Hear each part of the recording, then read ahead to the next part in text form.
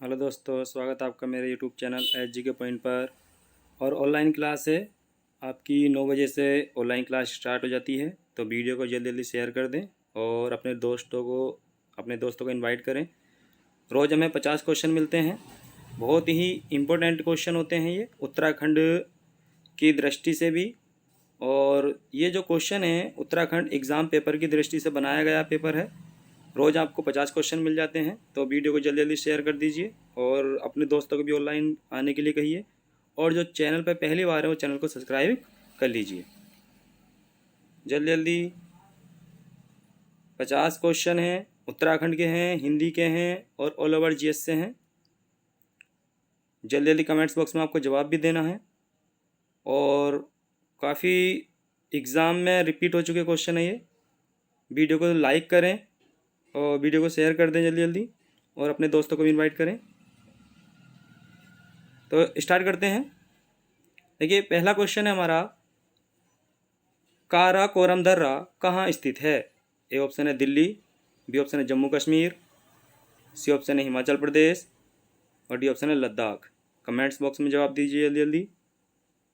और online class में शामिल होने के लिए आपका सभी का धन्यवाद, सभी का वेलकम है। और जो चैनल पर पहली बार है चैनल को सब्सक्राइब कर लें जल्दी जल्दी। देखिए, नमस्कार, सबके जवाब देखिए सही आ रहे हैं, कुछ के अलग जा रहे हैं। देखिए जल्दी जल्दी जवाब दीजिए। देखिए, इसका सही आंसर जो हो जाएगा वो कौन सा वाला आंसर सही हो जाएगा? इसका डी वाला, ठीक है, लद्दाख। काराकोरम दर्रा कहाँ स्थित है? ये लद्दाख में है। वही पहले जम्मू कश्मीर में था, लेकिन जब से जम्मू कश्मीर और लद्दाख अलग केंद्र शासित प्रदेश हुए हैं, अब काराकोरम दर्रा कहाँ होता है? लद्दाख में पड़ता है, ठीक है। नेक्स्ट क्वेश्चन देखते हैं। पहले सामने से कैमरा हटा देता हूँ मैं, नहीं तो कुछ का ध्यान तो नहीं कैमरे पर ही जा रहा होगा। सभी का जवाब लगभग सही था। तो नेक्स्ट क्वेश्चन देखते हैं आप। शिपकिला दर्रा किस राज्य में स्थित है? इम्पोर्टेंट क्वेश्चन है भाई। ए ऑप्शन है तमिलनाडु, बी ऑप्शन है हिमाचल प्रदेश, सी ऑप्शन है असम और डी ऑप्शन है जम्मू कश्मीर। जल्दी जल्दी कमेंट्स बॉक्स में जवाब दीजिए भाई। और एक बात और मैं बता दूं आपको, बहुत जल्द आपको 100 क्वेश्चनों की ऑनलाइन वीडियो मिलेगी जिसमें 100 क्वेश्चन होंगे, ठीक है। तो तैयार रहें उसके लिए भी। और कुछ क्वेश्चन रिपीट हो सकते हैं उसमें। जल्दी जल्दी जवाब दीजिए। शिपकिला दर्रा किस राज्य में स्थित है? बताइए जल्दी जल्दी। ए ऑप्शन है तमिलनाडु, बी ऑप्शन है हिमाचल प्रदेश, सी ऑप्शन है असम, डी ऑप्शन है जम्मू कश्मीर। तो दोस्तों, इसका सही आंसर हो जाएगा हिमाचल प्रदेश, ठीक है। इसका सही आंसर कौन सा हो जाएगा? हिमाचल प्रदेश, बी वाला आंसर इसका,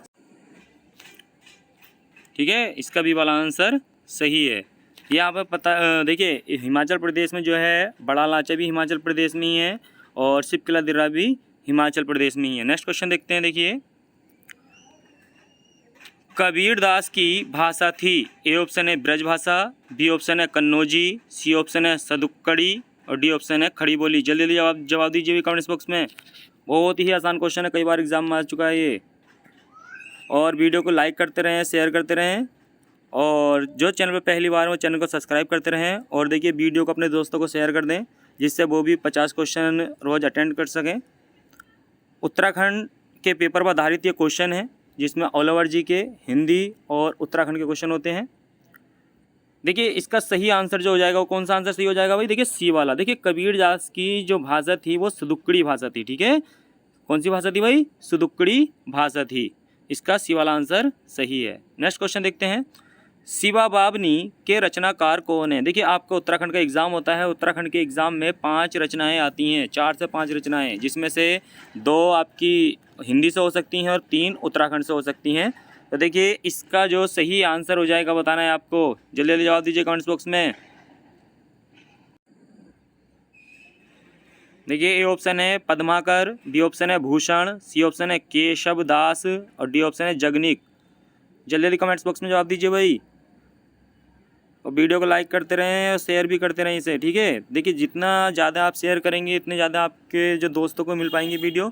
उत्तराखंड का प्रैक्टिस सेट चलता है ये, रोज़ आपको 50 क्वेश्चन मिलते हैं। ठीक है, सही आंसर हो जाएगा इसका भूषण, भारत भूषण। ठीक है, बी वाला आंसर इसका सही है। शिवा बावनी के लेखक कौन है? भूषण है। ठीक है, भारत भूषण। नेक्स्ट क्वेश्चन देखते हैं। सखी में, सॉरी बहुत इंपॉर्टेंट लाइन है ये और आ चुकी है एग्जाम में। सखी बे मुझसे कहकर जाते प्रस्तुत पंक्ति के रचयिता हैं। सखी बे मुझसे कहकर जाते प्रस्तुत पंक्ति के रचयिता हैं। ए ऑप्शन है अज्ञेय, बी ऑप्शन है मैथिली शरण गुप्त, सी ऑप्शन है हरिओध, डी ऑप्शन है जयशंकर प्रसाद। बताइए मुझे जल्दी कमेंट्स बॉक्स में जवाब दीजिए भाई। सखी बे मुझसे कहकर जाते पंक्ति के रचयिता कौन हैं? कुछ के जवाब भी आने शुरू हो गए हैं। ठीक है, जल्दी जल्दी जवाब दीजिए। देखिए इसका सही आंसर हो जाएगा बी वाला, मैथिली शरण गुप्त। ठीक है, इसका सही आंसर कौन सा हो जाएगा भाई? मैथिली शरण गुप्त की ये पंक्ति हैं, सखी बे मुझसे कहकर जाते। नेक्स्ट क्वेश्चन देखते हैं। तरनी तनुजा तट तमाल तरुवर छाए प्रस्तुत पंक्ति के रचयिता हैं। मोस्ट इंपोर्टेंट है भाई। तरनी तनुजा तट तमाल तरुवर छाए प्रस्तुत पंक्ति के रचयिता हैं। ए ऑप्शन है भारत तेंदु हरिश्चंद्र, बी ऑप्शन है रामधारी सिंह दिनकर, बी ऑप्शन है रामधारी सिंह दिनकर, सी ऑप्शन है माखन लाल चतुर्वेदी, डी ऑप्शन है राम नरेश त्रिपाठी। जल्दी जल्दी कमेंट्स बॉक्स में जवाब दीजिए भाई। तरनी तनुजा तट तमाल तरुवर छाए प्रस्तुत पंक्ति के रचयिता हैं। जवाब दीजिए भाई कमेंट्स बॉक्स में। ठीक है, देखिए इसका सही आंसर हो जाएगा ए वाला। ठीक है, ये जो पंक्तियाँ हैं किसकी हैं? भारत तेंदु हरिश्चंद्र की रचनाएं हैं। ठीक है दोस्तों, कमेंट्स बॉक्स में आपको जवाब देना है तरनी तनुजा तट तमाल तरुवर छाए में कौन सा अलंकार है। ठीक है, कमेंट्स बॉक्स में जवाब देंगे सभी। तरनी तनुजा तट तमाल में कौन सा अलंकार है? मोस्ट इंपोर्टेंट है, कई बार एग्जाम में आ चुका है। कमेंट्स बॉक्स में जवाब देंगे सभी, जल्दी जल्दी जवाब दीजिए। नेक्स्ट क्वेश्चन देखते हैं। झरना काव्य संग्रह के रचनाकार हैं। देखिए झरना ये जो है काव्य संग्रह है, आपको बताना है झरना किसकी रचना है। ए ऑप्शन है सोहन लाल द्विवेदी, बी ऑप्शन है महादेवी वर्मा, सी ऑप्शन है जयशंकर प्रसाद, डी ऑप्शन है सुभद्रा कुमारी चौहान। जल्दी जल्दी कमेंट्स बॉक्स में जवाब दीजिए भाई। झरना के रचनाकार कौन है? देखिए जवाब भी आने शुरू हो गए हैं, जल्दी जल्दी जवाब दीजिए और अपने दोस्तों को वीडियो शेयर कर दीजिए जल्दी जल्दी। और जो चैनल पे पहली बार है वो चैनल को सब्सक्राइब कर लें। ऑनलाइन क्लास चलती है, 9 बजे से ऑनलाइन क्लास स्टार्ट हो जाती है। 50 क्वेश्चन होते हैं जो उत्तराखंड के एग्ज़ाम पर आधारित हैं और कई बार एग्ज़ाम में रिपीट भी हो चुके हैं क्वेश्चन। तो दोस्तों देखिए इसका सही आंसर हो जाएगा जयशंकर प्रसाद। ठीक है, झरना किसकी रचना है? जयशंकर प्रसाद की रचना है। नेक्स्ट क्वेश्चन देखते हैं। 3 बेर खाती थी वे 3 बेर खाती है मैं कौन सा अलंकार है? मोस्ट इंपोर्टेंट अलंकार है भाई। देखिए 3 बेर खाती थी वे 3 बेर खाती है मैं कौन सा अलंकार है? ए ऑप्शन है अनुप्रास अलंकार, बी ऑप्शन है श्लेष अलंकार, सी ऑप्शन है यमक अलंकार और डी ऑप्शन है अनियुक्ति अलंकार। जल्दी जल्दी कमेंट्स बॉक्स में जवाब दीजिए भाई, जल्दी जल्दी जवाब दीजिए। कौन सा अलंकार है? 3 बेर खाती थी वे 3 बेर खाती थी वे 3 बेर खाती है। जल्दी जल्दी कमेंट बॉक्स में जवाब दीजिए। लगभग सभी के जवाब सही आ रहे हैं, कुछ अलग बता रहे हैं। देखिए इसका सही आंसर हो जाएगा सी वाला। ठीक है, 3 बेर खाती थी वो 3 बार खाती। देखिए 3 बेर, यहाँ पर बेर और बेर, ये 3 बेर और 3 बेर 2 बार आया है, लेकिन तीनों का दोनों बार का अर्थ क्या है? अलग अलग होता है। तो हमारा यमक अलंकार होता है जिसमें 2 शब्द आते हैं, जो 2 शब्द होते हैं वो सेम होते हैं लेकिन उनके अर्थ अलग अलग होते हैं। तो जिसमें 3 बेर का ये जो देखिए स्टार्टिंग में है 3 बेर खाती थी, इसका अर्थ अलग है। वे 3 बेर खाती है, इसका अर्थ अलग है। ठीक है, एक बार में क्या है इसकी 3 संख्या दर्शाता है और एक जगह क्या है 3 बेर दर्शाता है जो फल होते हैं। ठीक है, तो इसका सही वाला आंसर सी वाला यमक अलंकार। देखिए इससे पीछे जो आया था हमारा तरनी तनुजा तट तमाल में कौन सा अलंकार था? वो अनुप्रास अलंकार था। ठीक है, नेक्स्ट क्वेश्चन देखते हैं। कबीरा सोई पीर है जे जाने पर पीर, जे पर पीर न जानाई सो काफिर बेपीर। प्रस्तुत पंक्ति में कौन सा अलंकार है? मोस्ट इंपोर्टेंट है भाई।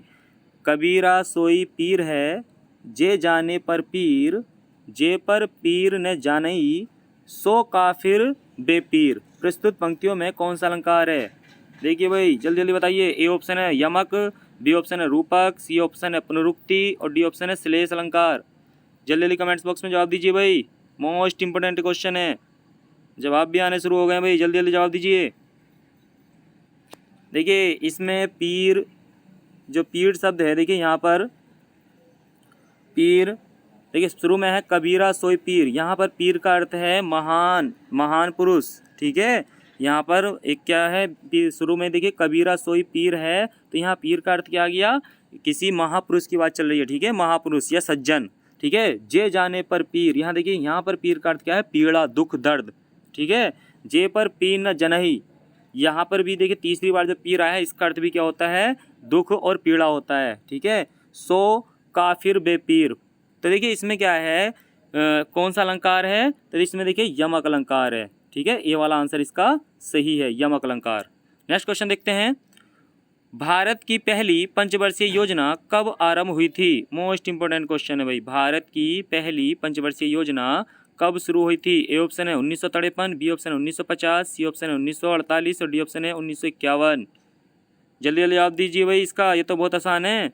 देखिए योजना आयोग की अगर हम बात करें, योजना आयोग की जो स्थापना की गई थी वो 1950 में की गई थी भाई।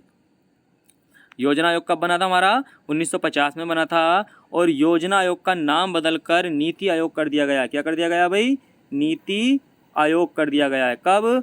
1 जनवरी 2015 से योजना आयोग का नाम बदलकर क्या कर दिया गया भाई? 1 जनवरी 2015 से। ठीक है भाई, 1 जनवरी 2015 से क्या कर दिया गया है? नीति आयोग कर दिया गया है। ठीक है, तो इसका सही जवाब देंगे भी कमेंट्स बॉक्स में। जवाब कुछ के सही आ रहे हैं, कुछ 1950 पे भी जा रहे हैं, तो देखिए इसका सही आंसर है 1951 में। ठीक है, इसका डी वाला आंसर सही है। दोस्तों भारत की जो पहली पंचवर्षीय योजना शुरू की गई थी वो 1951 में की गई थी और कब तक चली थी? 1956 तक चली थी। ठीक है, क्योंकि पंचवर्षीय योजना होती है 5 वर्ष तक चलती हैं, तो इसका सही आंसर हो जाएगा डी वाला। देखिए 1950 में केवल योजना आयोग बनाया गया था। ठीक है, जो योजनाएं शुरू की गई थी वो 1951 से की गई थी। नेक्स्ट क्वेश्चन देखते हैं। तिब्बत से आने वाली सतलज नदी किस दर्रे से भारत में प्रवेश करती है? मोस्ट इंपोर्टेंट क्वेश्चन है भाई।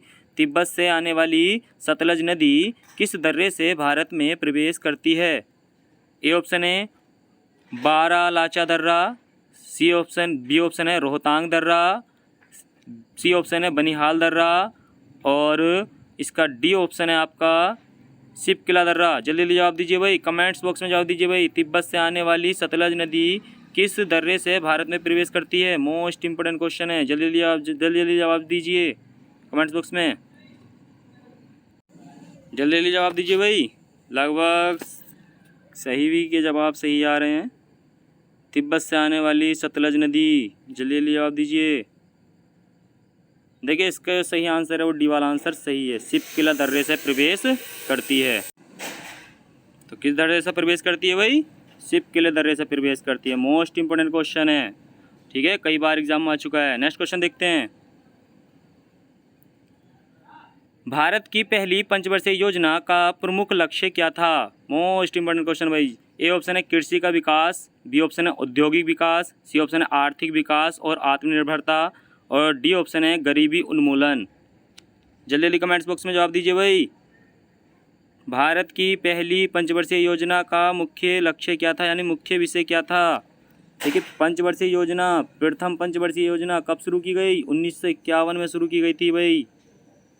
तो इसका लक्ष्य रखा गया था भाई, क्या था इसका लक्ष्य? जल्दी जल्दी कमेंट्स बॉक्स में जवाब दीजिए और वीडियो को अपने दोस्तों को शेयर कर दीजिए भाई। जो अभी तक ऑनलाइन क्लास में नहीं आए हैं वो भी आ जाएंगे और जो चैनल पे पहली बार है चैनल को सब्सक्राइब कर लें। तो देखिए इसका सही आंसर है ए वाला आंसर इसका सही है। ठीक है, पहली पंचवर्षीय योजना में कृषि को प्राथमिकता दी गई थी। ठीक है, कृषि के विकास पर ध्यान दिया गया था। इसका ए वाला आंसर सही है।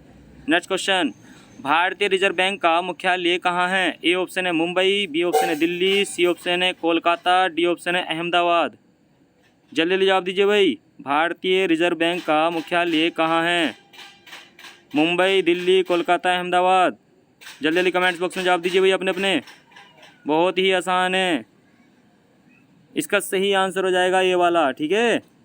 इसका सही आंसर हो जाएगा ये वाला, ठीक है। मुंबई में भारतीय रिजर्व बैंक का जो मुख्यालय वो कहाँ पर है भाई?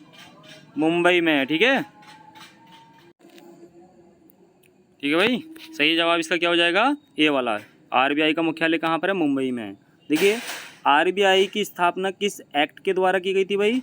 1934 के एक्ट के द्वारा की गई थी, ठीक है। आरबीआई की स्थापना कब है भाई? स्थापना कब है? 1935 में। स्थापना कब है? 1935 में। और राष्ट्रीयकरण कब है इसका? आरबीआई का राष्ट्रीयकरण कब किया गया भाई? 1949 में किया गया है, ठीक है।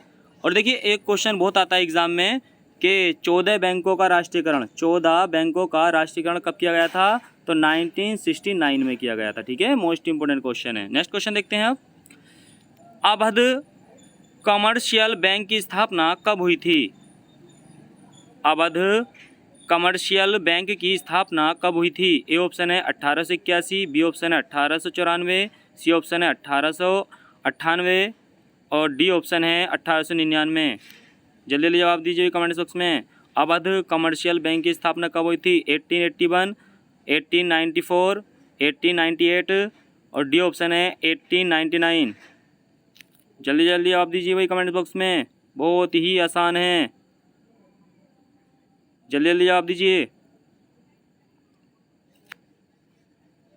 कुछ अलग बता रहे हैं, कुछ के सही जवाब आ रहे हैं।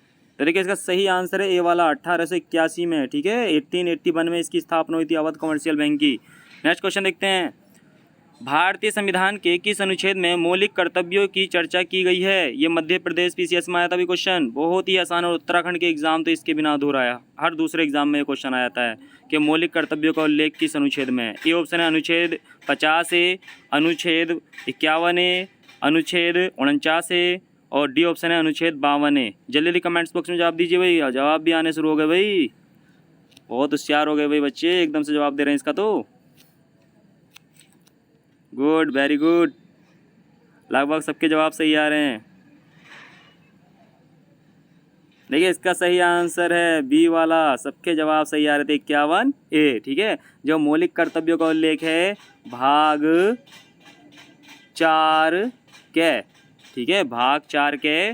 और अनुच्छेद भी देखिए अंग्रेजी में अगर आएगा तो 51 का ए, और अगर हिंदी में मालूम करेगा तो 51 का के, ठीक है। इस तरीके से मालूम करता है।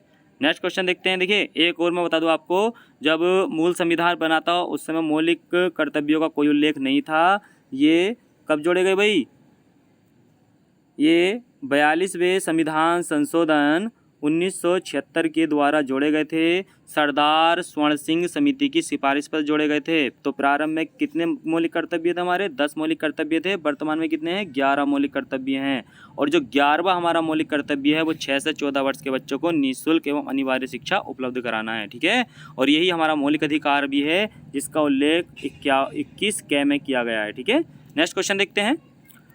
भारतीय संविधान के मूल संविधान को कितने भागों में विभक्त किया गया था? मोस्ट इंपोर्टेंट, भारतीय संविधान के मूल संविधान को कितने भागों में विभक्त किया गया था, यानी कि मूल संविधान को कितने भागों में बांटा गया था भाई? ए ऑप्शन है 18 भाग, बी ऑप्शन है 19 भाग, सी ऑप्शन है 20 भाग और डी ऑप्शन है 22 भाग।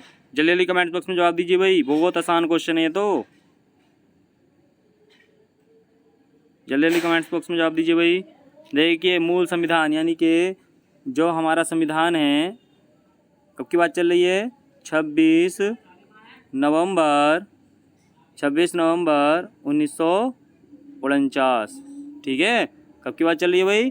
26 नवंबर 1949, जब हमारा संविधान बनकर तैयार हुआ था। तो कितने भागों में बांटा गया था, ठीक। और देखिए, एक क्वेश्चन आता है कि हमने अपने संविधान को कब अपनाया था? तो अपनाने की बात आएगी। देखिए, कब अपनाया था?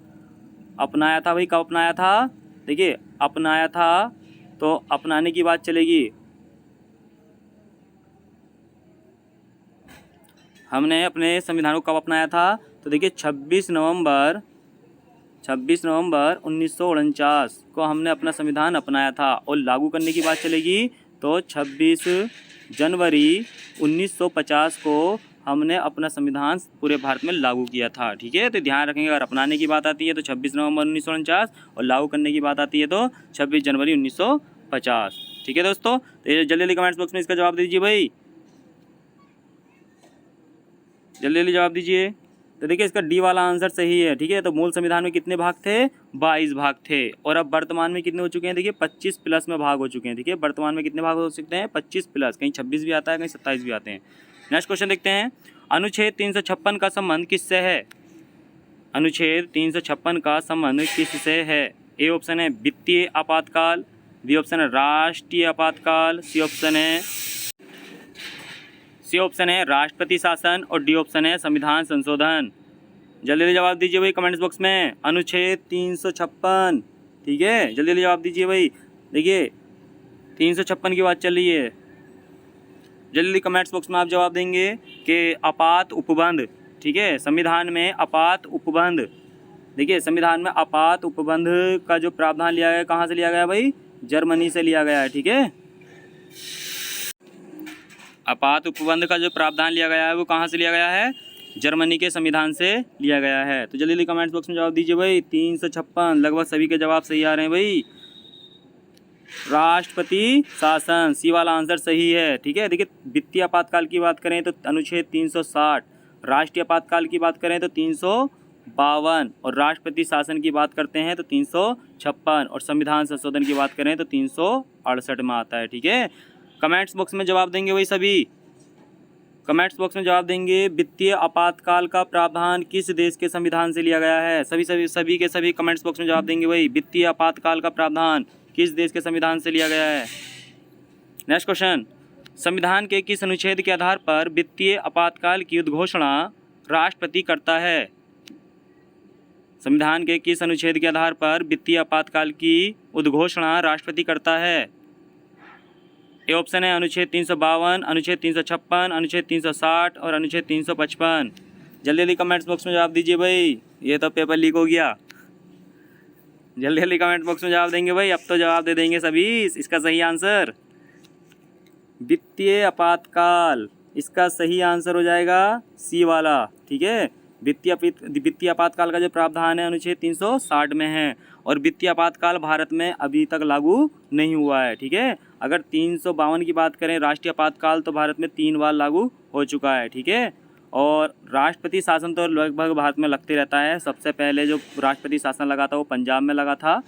ठीक है, सबसे पहला जो राष्ट्रपति शासन लगा था वो कहाँ लगा था भाई? पंजाब में लगा था, 1951-52 में लगा था। ठीक है, भार्गव मंत्रिमंडल था उस समय। और सबसे कम समय के लिए वो जो राष्ट्रपति शासन लगा है वो कहाँ लगा है भाई? उत्तराखंड में लगा है। ठीक है, कब लगा था ये? 27 मार्च 2016 को लगा था। ठीक है, 27 मार्च 2016 को लगा था, जो 11 मई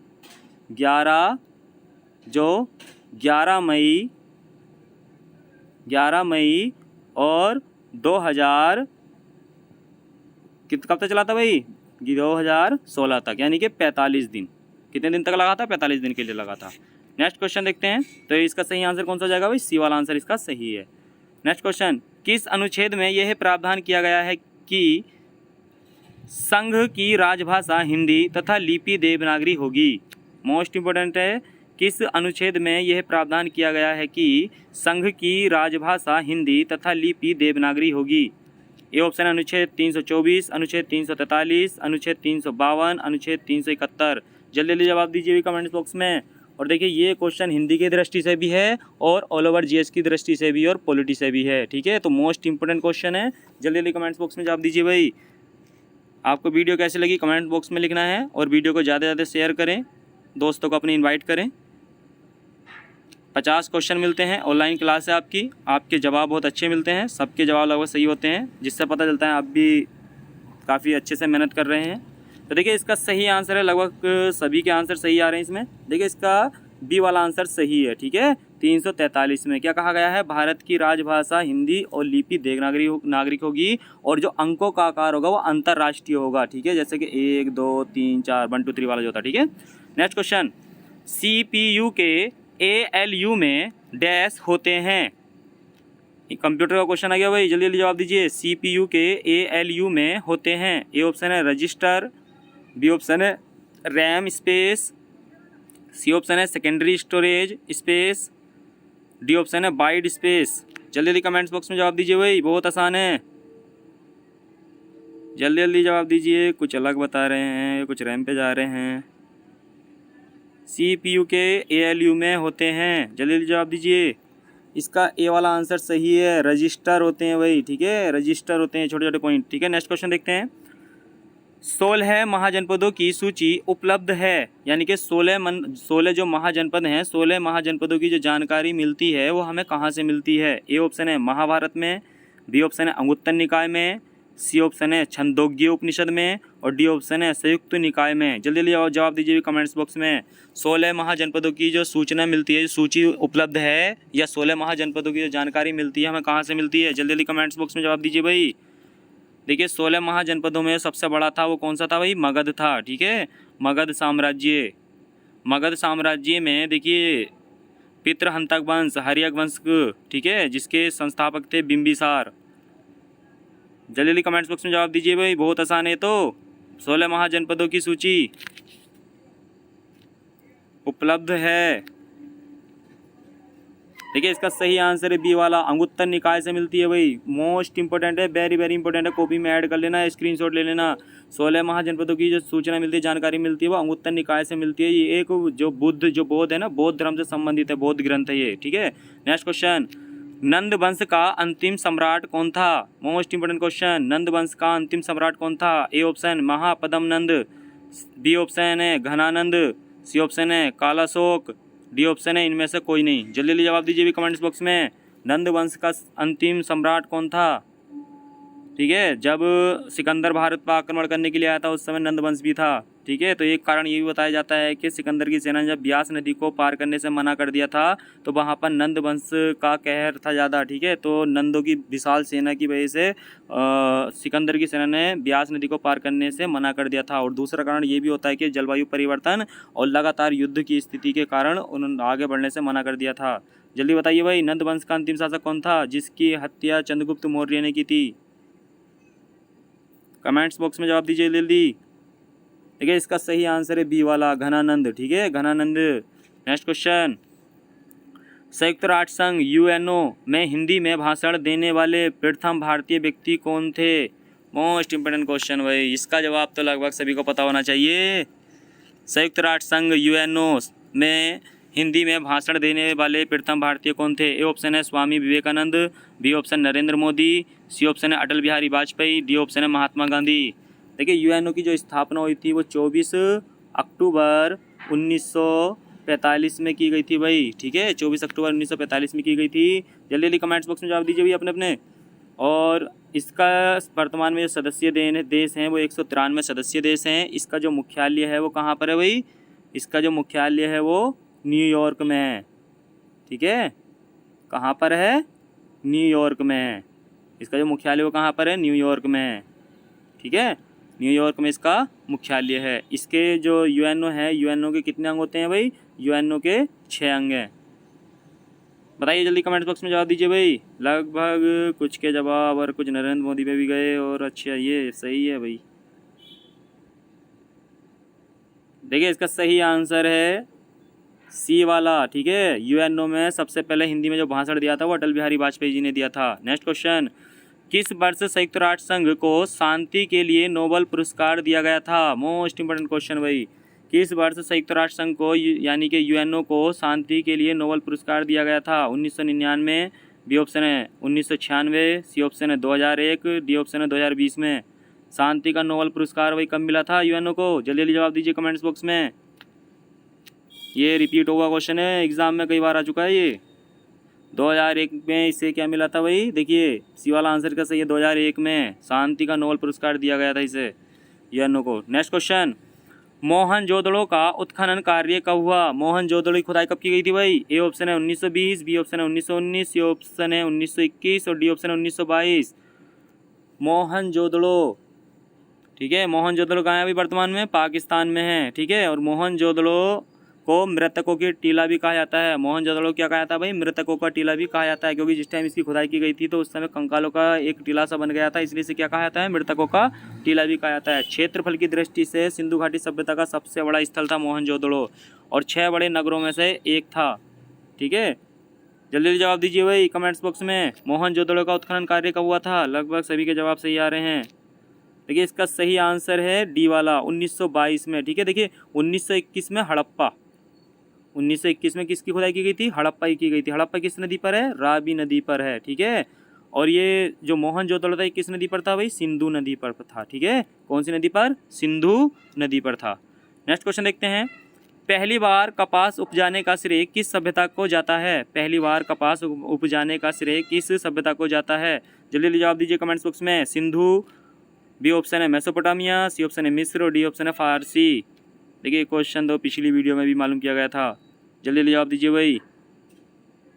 पहली बार कपास उपजाने का श्रेय किस सभ्यता को दिया जाता है? तो इस सिंधु सभ्यता को दिया जाता है। ठीक है, इसका ए वाला आंसर सही है। नेक्स्ट क्वेश्चन देखते हैं, मांडा नगर किस नदी पर स्थित था? जल्दी जल्दी कमेंट्स बॉक्स में जवाब दीजिए भाई। मांडा नगर किस नदी पर स्थित था? मांडा नगर किस नदी पर स्थित था भाई? जल्दी जवाब दीजिए। ए ऑप्शन है सिंधु पर, बी ऑप्शन है सतलज पर, सी ऑप्शन है चिनाब पर और डी ऑप्शन है झेलम पर।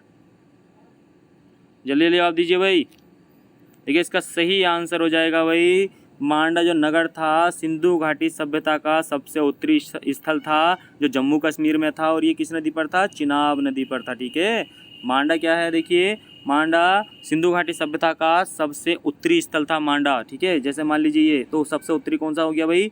मांडा था। सबसे पूर्वी कौन सा था भाई? आलमगीरपुर उत्तर प्रदेश। नीचे कौन सा था भाई? दाइमाबाद। ठीक है, महाराष्ट्र में दाइमाबाद था। और सबसे पश्चिम में जो स्थल था वो सुतकांगी डोर था, जो पाकिस्तान था। ठीक है, और सिंधु घाटी सभ्यता का जो आकार था वो कैसा था भाई? त्रिभुजाकार है। ठीक है, सिंधु घाटी सभ्यता का आकार कैसा है? त्रिभुजाकार है। नेक्स्ट क्वेश्चन देखते हैं। ठीक है, तो इसका सही आंसर सी वाला था। नेक्स्ट क्वेश्चन है, अस्कोट वन्यजीव सेंचुरी है। ए ऑप्शन है अल्मोड़ा में, बी ऑप्शन है चमोली में, सी ऑप्शन है उत्तरकाशी में और डी ऑप्शन है पिथौरागढ़ में। जल्दी जल्दी जवाब दीजिए भाई। अस्कोट वन्यजीव सेंचुरी स्थित है, ये तो बहुत आसान क्वेश्चन है, उत्तराखंड में रिपीट हुआ है कई बार। जल्दी जल्दी जवाब दीजिए। इसका सही आंसर है डी वाला, पिथौरागढ़ में। नेक्स्ट क्वेश्चन देखते हैं, राज्य में सर्वाधिक ऊंचाई पर स्थित मंदिर है। ए ऑप्शन है विश्वनाथ, बी ऑप्शन है केदारनाथ, सी ऑप्शन है तुंगनाथ और डी ऑप्शन है मध्य महेश्वर नाथ। जल्दी जल्दी कमेंट्स बॉक्स में जवाब दीजिए भाई। उत्तराखंड में सबसे ऊंचाई पर स्थित मंदिर। देखिए अगर हम बात करते हैं इसमें, देखिए एक ऑप्शन है आपका, इसमें कुछ लोग बी बता रहे हैं केदारनाथ। देखिए उत्तराखंड में 4 धामों की बात चलती है, उसमें सबसे ऊंचाई पर है केदारनाथ। ठीक है, लेकिन बात चल रही है राज्य में सर्वाधिक ऊंचाई पर मंदिर कौन सा है, तो वह है तुंगनाथ। इसका सी वाला आंसर सही है। ठीक है, सी वाला आंसर इसका सही है। तो सर्वाधिक ऊंचाई पर स्थित मंदिर कौन सा है? तुंगनाथ मंदिर है। ठीक है, और तुंगनाथ मंदिर है कहाँ पर भाई? रुद्रप्रयाग में ही है। ठीक है, नेक्स्ट क्वेश्चन देखते हैं, उत्तरकाशी का प्राचीन नाम क्या है? ए ऑप्शन है द्वारा हाट, बी ऑप्शन है डोडी हाट, सी ऑप्शन है बाड़ा हाट और डी ऑप्शन है यमकेश्वर। जल्दी जवाब दीजिए भाई। उत्तरकाशी का प्राचीन नाम, तो उत्तरकाशी का प्राचीन नाम क्या है भाई? कमेंट्स बॉक्स में जवाब भी आने शुरू हो गए भाई। सही है, सही है, गुड, वेरी गुड। आसान क्वेश्चन है, लगभग सभी के जवाब सही आ रहे हैं। तो इसका सी वाला आंसर सही है, बाड़ा हाट। उत्तरकाशी का प्राचीन नाम क्या है भाई? बाड़ा हाट। उत्तरकाशी का क्षेत्रफल कितना है भाई? 80-30। ठीक है, और स्थापना कब है? 24 फरवरी 1960। ठीक है, और देखिए सभी कमेंट्स बॉक्स में जवाब देंगे। उत्तरकाशी से वर्तमान में एससी सीट से विधायक कौन है भाई? जल्दी जल्दी कमेंट बॉक्स में जवाब देंगे। नेक्स्ट क्वेश्चन देखते हैं इतने हम, राज्य के पर्वतीय क्षेत्रों की अधिकांशतः मृदा का मान पीएच मान होता है। ये क्वेश्चन भाई बहुत बार एग्जाम में रिपीट हुआ है। राज्य के पर्वतीय क्षेत्रों की अधिकांशतः मृदा का पीएच मान है। ए ऑप्शन है 4.5 से कम, बी ऑप्शन है 4.5 एवं 5.0 मध्य, सी ऑप्शन है 5.5 एवं 6.5 मध्य, डी ऑप्शन है 7.0 एवं 7.5 के मध्य। जल्दी जवाब दीजिए भाई। जो पर्वतीय क्षेत्र की अधिकांशतः मृदा है, यानी कि उत्तराखंड का जो पर्वतीय क्षेत्र है उसकी जो मृदा है उसका जो पीएच मान होता है वो कितना होता है भाई? पीएच मान कितना होता है? जल्दी जल्दी जवाब दीजिए भाई। उत्तराखंड क्लर्क 2011 में ये क्वेश्चन आया था और 2016 में आया था, पर्यवेक्षक में भी ये क्वेश्चन आया था, और इस बार जो भी आपका एग्जाम होने वाला है उसमें ये क्वेश्चन मिलेगा आपको।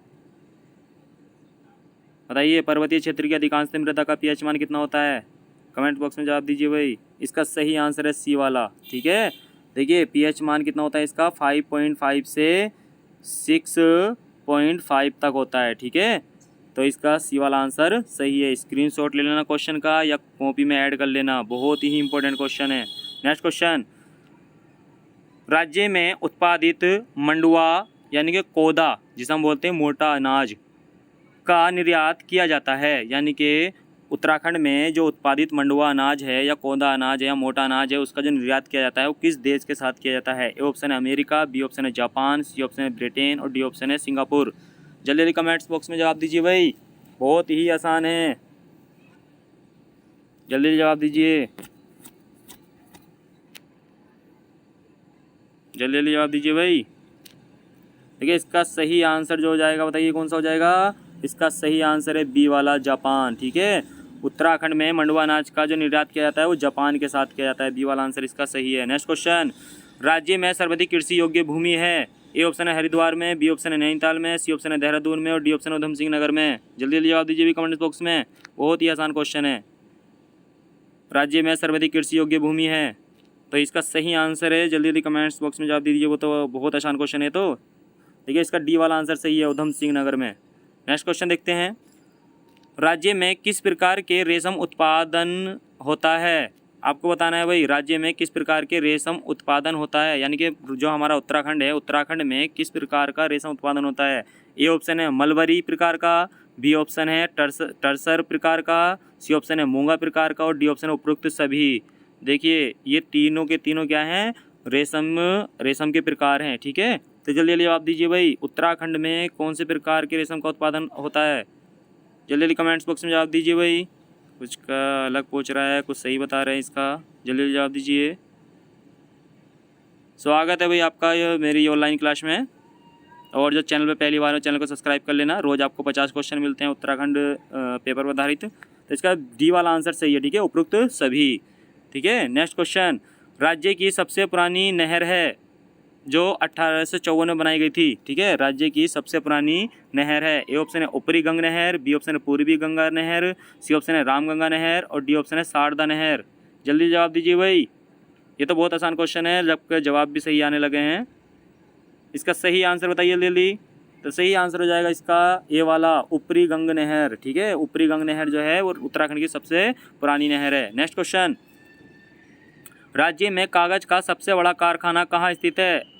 राज्य में कागज का सबसे बड़ा कारखाना कहाँ स्थित है? ए ऑप्शन है लाल कुआं में, बी ऑप्शन है खटीमा में, सी ऑप्शन है हरिद्वार में और डी ऑप्शन है चक्राता में। जल्दी जल्दी जवाब दीजिए भाई, बहुत ही आसान क्वेश्चन है। राज्य में कागज का सबसे बड़ा कारखाना कहाँ स्थित है? बताइए भाई जल्दी जल्दी, कुछ के आंसर सही आ रहे हैं इसमें। राज्य में कागज का सबसे बड़ा कारखाना स्थित है, देखिए इसका ए वाला आंसर सही है, लाल कुआं। ठीक है, कागज का सबसे बड़ा कारखाना कहाँ है भाई? लाल कुएं में। ठीक है, नेक्स्ट क्वेश्चन देखते हैं, राज्य की सबसे पुरानी सूती वस्त्र मिल है? बहुत ही इंपॉर्टेंट क्वेश्चन है भाई एग्जाम में, वेरी वेरी इंपॉर्टेंट है, कई बार एग्जाम में आ चुका है क्वेश्चन। राज्य की सबसे पुरानी सूती वस्त्र मिल है, देखिए जल्दी जल्दी जवाब दीजिए भी जल्दी जल्दी। ए ऑप्शन है रुड़की में, बी ऑप्शन है रुद्रपुर में, सी ऑप्शन है काशीपुर में और डी ऑप्शन है सितारगंज में। जल्दी जल्दी जवाब दीजिए, राज्य की सबसे पुरानी सूती वस्त्र मिल है, जल्दी जल्दी जवाब दीजिए। तो इसका सही आंसर अभी देखिए सी वाला। ठीक है, लगभग सही सभी के आंसर सही आ रहे थे, सी वाला आंसर इसका सही है। ठीक है, काशीपुर में है भाई, राज्य की सबसे पुरानी सूती वस्त्र मिल कहाँ है? काशीपुर में स्थित है। ठीक है, तो देखिए काशीपुर से कई क्वेश्चन बनते हैं, जैसे कि डिजाइन सेंटर कहाँ स्थित है? काशीपुर में है। द्रोणा सागर, गिरिताल, खोखरा मंदिर, उज्जैन मंदिर, बालसुंदरी देवी का मंदिर, ये क्वेश्चन ही रिपीट होते रहे, सबके सब कहाँ है भाई? काशीपुर में है। नेक्स्ट क्वेश्चन, राज्य में शिल्प पार्क की स्थापना की जा रही है। बताइए जल्दी जल्दी जवाब दीजिए। शिल्प पार्क की स्थापना कहाँ की जा रही है राज्य में? ए ऑप्शन है रुद्रपुर में, बी ऑप्शन है देहरादून में, सी ऑप्शन है रुड़की में, डी ऑप्शन है हल्द्वानी में। बताइए भाई जल्दी जल्दी, शिल्प पार्क की स्थापना कहाँ की जा रही है? तो देखिए इसका सही आंसर हो जाएगा भाई बी वाला, देहरादून में। ठीक है, नेक्स्ट क्वेश्चन देखते हैं। राज्य में आपातकालीन चिकित्सा सेवा योजना कब शुरू की गई थी? राज्य में आपातकालीन चिकित्सा सेवा योजना 108 कब शुरू की गई थी भाई? जल्दी जल्दी जवाब दीजिए भाई। राज्य में आपातकालीन चिकित्सा सेवा यानी कि जिसे हम बोलते हैं 108, जब इसका नाम चेंज कर दिया गया है, ठीक है, अब 112 ही कर दिया गया है। ठीक है, चिकित्सा सेवा का भी 108 सेवा कब शुरू की गई थी भाई उत्तराखंड में? ए ऑप्शन है 2005 में, बी ऑप्शन है 2007 में, सी ऑप्शन है 2008 में और डी ऑप्शन है 2010 में। जल्दी जल्दी जवाब दीजिए भाई, 108 सेवा कब शुरू की गई थी? तो देखिए इसका सही आंसर है सी वाला, 108 सेवा 2008 में ही शुरू की गई थी। नेक्स्ट क्वेश्चन देखते हैं। उत्तराखंड की महिलाएं एक आभूषण जिसे तिलहरी कहते हैं पहनती हैं। जल्दी जल्दी जवाब दीजिए भाई। ए ऑप्शन है नाक में, बी ऑप्शन है पाँव में, सी ऑप्शन है गले में और डी ऑप्शन है हाथों में। उत्तराखंड की महिलाएं एक आभूषण जिसे तिलहरी कहते हैं पहनती हैं। जल्दी जल्दी जवाब दीजिए भाई, बहुत आसान क्वेश्चन है। आभूषण से तो एक क्वेश्चन आपके एग्जाम में मिल नहीं है और वो मिलता जरूर है, कोई सा भी हो सकता है। लगभग सभी के जवाब सही आ रहे हैं, कुछ अलग बता रहे हैं। लाइव क्लास में आपका स्वागत है, जुड़ने के लिए सभी का धन्यवाद।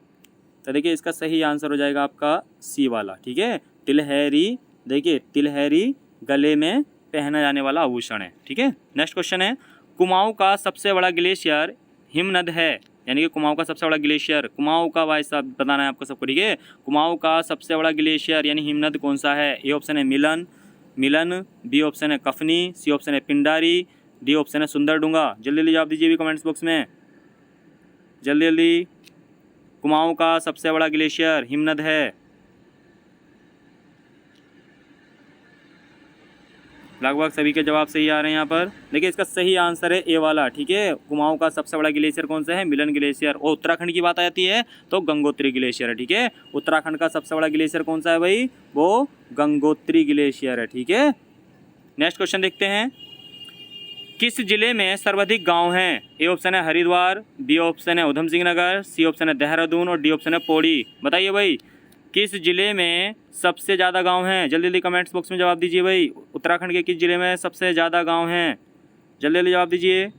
लगभग सभी के जवाब सही आ रहे हैं, कुछ अलग बता रहे हैं यहाँ पर। अरे इसका सही जवाब हो जाएगा भाई जल्दी, अरे ये डी वाला आंसर सही है इसका। ठीक है, पौड़ी में सबसे ज़्यादा गाँव हैं। ठीक है, नेक्स्ट क्वेश्चन। हेमकुंड झील घिरी हुई है, हेमकुंड झील घिरी हुई है। ए ऑप्शन है 5 पर्वतों से, बी ऑप्शन है 7 पर्वतों से, सी ऑप्शन है 8 पर्वतों से और डी ऑप्शन है 9 पर्वतों से। जल्दी जल्दी जवाब दीजिए भाई, बहुत ही आसान क्वेश्चन है। हेमकुंड झील चमोली में स्थित है। बताइए भाई कितनी पहाड़ी से घिरी है ये? जल्दी कमेंट्स बॉक्स में जवाब दीजिए। लगभग सभी के जवाब सही आ रहे हैं।